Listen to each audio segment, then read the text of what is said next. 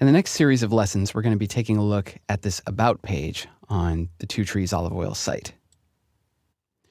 So we have a pretty standard About page here with some headers and some content underneath them. And what we're interested in right now is to convert this into a series of clickable tabs. Now here in the markup, let's take a look, if we scroll down, at the structure of the HTML here. I have the HTML already set up to support a conversion.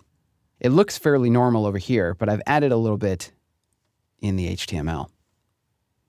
So each of these H3 tags, right here and here, is also marked up with some classes and an ID for each one. Likewise, the content that will appear inside each one is wrapped in a div tag.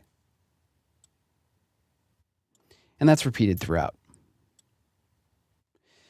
But as you can see, it still looks normal because the CSS is surrounded by a class that is currently not in here. Because this technique relies on JavaScript, we're going to progressively enhance this page. So if JavaScript is not available, or if it's just disabled, this page will still be totally accessible and will look reasonably good.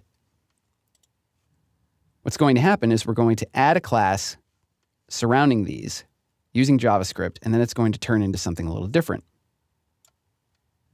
So here's my group of tabs. What's going to happen is we're going to add a class called Ready dynamically. So if I save this and then reload this page, this is what it's going to look like when we're done. Now, of course, I can't click anything and nothing actually happens here, but this is what it's going to look like. So let's scroll back up to the CSS real quick and just take a look at how this works. So we have the Ready class, which surrounds everything, and then each of our tab headers gets a new style, including absolute positioning to make them line up right next to each other like this. There's also a class to indicate which one is active, which will let these things line up nicely, and for the little tab to kind of blend in with its background.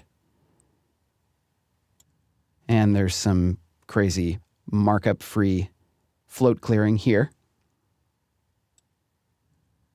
And otherwise, pretty standard stuff. So that's what we're going to be getting into over the next few lessons. We're going to actually take this and make it work.